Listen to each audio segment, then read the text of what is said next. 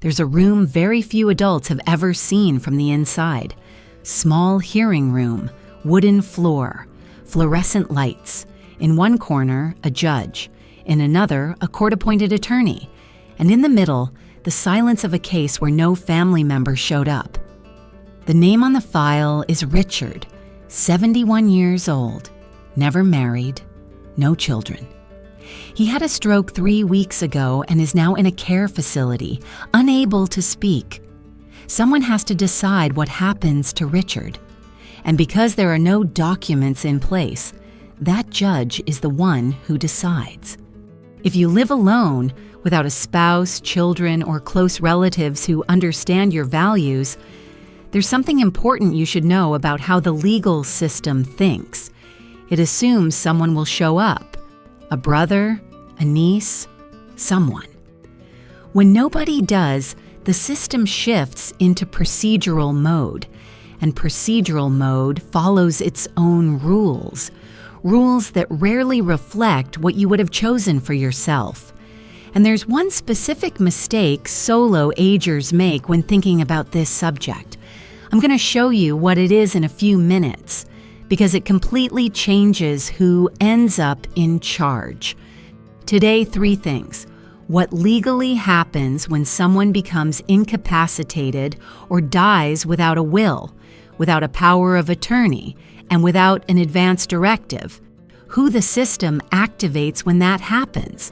And one simple thing you can do in the next 48 hours without filling out paperwork, making phone calls, or spending money. First, let me name something. If you felt a knot in your stomach when I described that courtroom, that's not anxiety, that's recognition. Recognizing a real risk isn't fear, it's intelligence working properly. Most people who live alone have imagined that scene at least once, but they think about it for a few seconds and push it away, because following the thought all the way through means answering questions that feel too heavy for a Tuesday morning. This video is those questions, without weight, just systems. Let me tell you about Margaret, 66 years old, never married, successful architect, beautiful apartment, car, solid savings. Margaret used to say, "When I'm gone, whoever ends up with my stuff can have it. I don't care." She thought that sentence was generosity. It was a mission. Margaret fell at home, fractured her hip, and had surgery. During recovery, she developed a neurological complication that temporarily left her unable to make decisions. Not permanently, temporarily. But during that time, the bank froze her accounts. Bills were coming due on the apartment. The car was sitting in a garage with monthly fees accumulating. And legally, nobody could do anything for her. Her cousin, who lives in another state, tried to help. The bank wouldn't recognize her authority. She would have had to file for temporary guardianship through the court. Attorney, hearing, time. 3 months later, after Margaret had recovered enough to sign documents again, she was still cleaning up the bureaucratic fallout those 3 months had created. Margaret didn't die. She was just unavailable for 3 months. And those 3 months were enough. There's also Thomas, 74 years old, widowed for 8 years, no children. Thomas had always been financially organized, invested well, bought life insurance, took care of the house, but he never created a will. He always said, "I have time." Thomas died suddenly last year, stroke, no will, no beneficiaries listed on some accounts, no immediate family members alive. The probate court had to search for any legal relative, and eventually found a great-nephew Thomas hadn't seen in 20 years, and legally, everything passed to him. A virtual stranger inherited what Thomas spent a lifetime building. Not because Thomas wanted that, because Thomas never said otherwise on paper. And here's the part I want you to remember. Legal silence is not neutral. It's a choice. for the default system instead of your own. Now let's talk about the system itself. I'm going to explain the 3 mechanisms that come into play when no documents exist. And here's the mistake I mentioned earlier. Most people think there's only one mechanism. There are actually 3, and each one can affect you differently. The first mechanism is court-appointed guardianship in cases of incapacity. If you become incapacitated, temporarily or permanently, and there is no signed power of attorney, nobody automatically has legal authority to make decisions for you. Not your best friend, not your brother, not the person sitting beside your hospital bed every day. For someone to gain that authority, the court has to appoint a guardian or conservator. The process can take weeks, sometimes months. It requires hearings, attorneys, medical evaluations, and during that time, accounts freeze, decisions stall, and urgent problems become legal problems. And here's the specific issue for solo agers. Courts generally prioritize family members when appointing a guardian.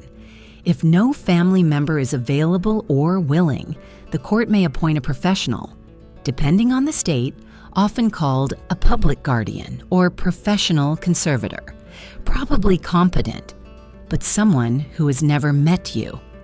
The second mechanism is intestacy.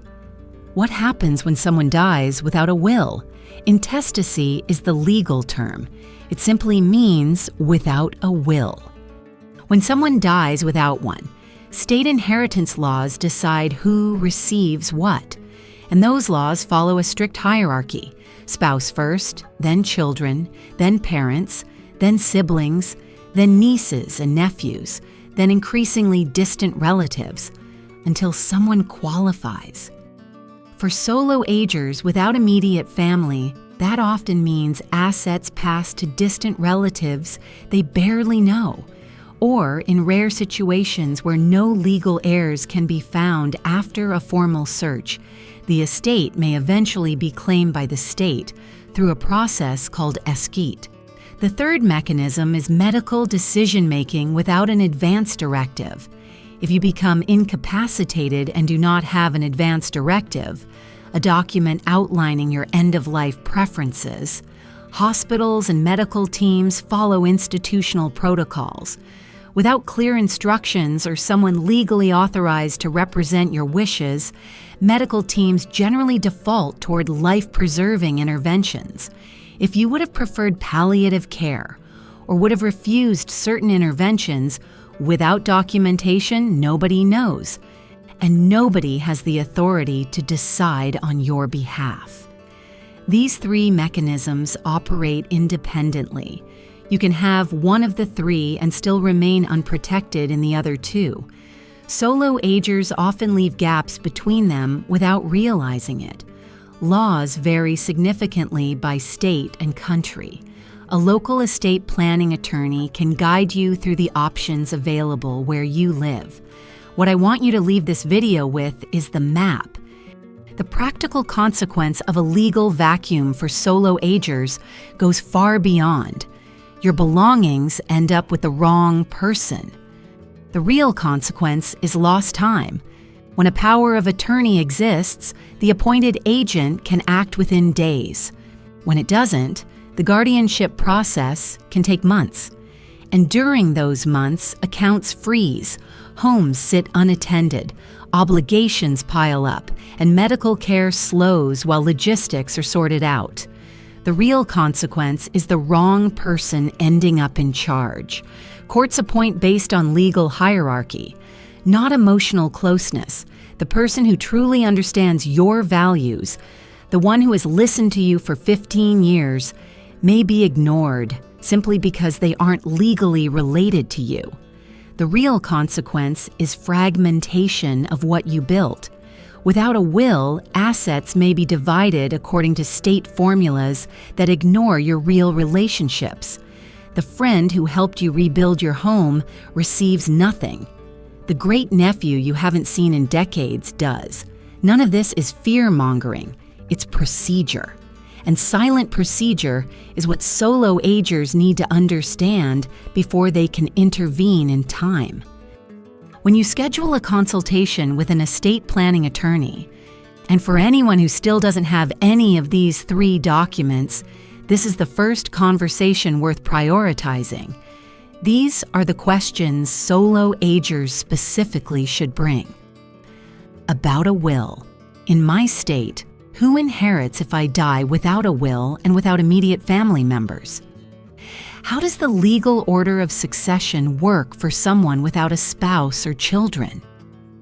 Can I leave assets to close friends or organizations instead of distant relatives I barely know? About power of attorney. What type of power of attorney makes sense for someone who lives alone? One that takes effect immediately or only upon incapacity? Do I need separate powers of attorney for finances and healthcare? What happens if the person I appoint is unable to step in when needed? About advance directives. What does an advance directive cover in my state? How does it interact with the person named in my healthcare power of attorney? In what specific situations is it consulted by doctors? About the system as a whole. If I have all 3 documents, are there still situations where the court could intervene? How do I update these documents if my circumstances change? How long does it take for them to become legally valid after signing? About solo agers specifically. Have you handled cases where the system failed solo agers even when documents existed? What did those cases teach you? These questions turn a generic first consultation into a focused conversation. The attorney leaves understanding your real situation, and you leave understanding which decisions you need to make, with enough information to make them well. Now for the concrete part. Within the next 48 hours, do the 3-document audit. Get up from your chair, go to the drawer where you keep important documents. Look for 3 things. 1. A will, a document that states what happens to your assets after you die. 2. A power of attorney, a document that authorizes someone to make financial or general decisions for you if you become unable to do so yourself. 3. An advance directive, or healthcare. Power of attorney, or any document that outlines your medical treatment preferences. Do you have one of the 3, 2, all 3? None. At this stage, it doesn't matter whether the documents are old. It doesn't matter whether they're outdated. It doesn't matter whether they were created when you were still married or before someone passed away. The question in this audit is binary. Does it exist or not? Write down on a piece of paper, I have and I do not have. That's the current snapshot of your legal vacuum. After the audit, there are 3 possible paths. If you have none of the 3, the next step is scheduling an initial consultation with a local estate planning attorney. You do not need to solve everything in the first meeting. You only need to begin. If you have 1 or 2, identify which ones still reflect your current relationships and circumstances. Documents created 5 or 7 years ago may already be partially outdated without you realizing it. If you already have all 3 and they're fully updated, go directly to the next video in this playlist. You've already handled the basics. Now it's time to think about second-level gaps. Back to Richard from the beginning. The judge in that courtroom appointed a public guardian to manage his affairs. A competent professional, probably well-intentioned, but someone who had never seen Richard before the week of that hearing. Richard partially recovered from the stroke. Today he lives in a care facility chosen by the guardian, not the one he would have chosen himself. His finances are being managed, not the way he would have managed them. His care decisions follow standard institutional protocols, not his personal preferences. Richard is alive, but he is no longer directing his own life, and that outcome didn't have to happen. Here's what I want you to carry with you from this video. The legal system is not the enemy of the solo ager. It is a system designed to fill vacuums. And in the absence of your voice, it fills the space with its own voice. Cold, procedural, based on legal hierarchy, not personal knowledge of who you are. When you fill the vacuum first, with a will, with a power of attorney, with an advance directive, the system steps back. It does not intervene. It respects what you put in writing. That is actually the beauty of the legal system.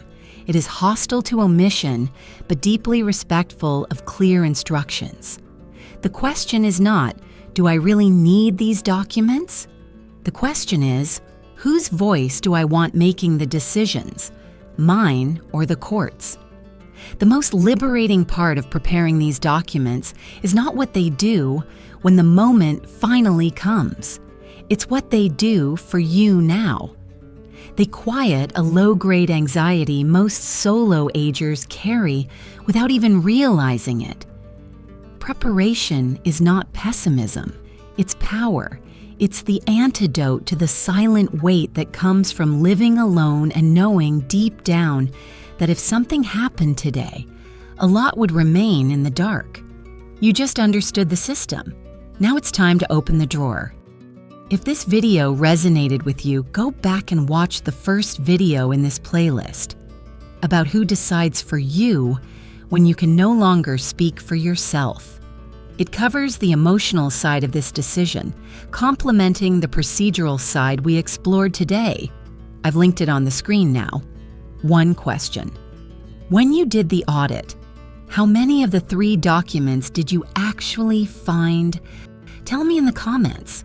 No judgment. Paper first. Plan second.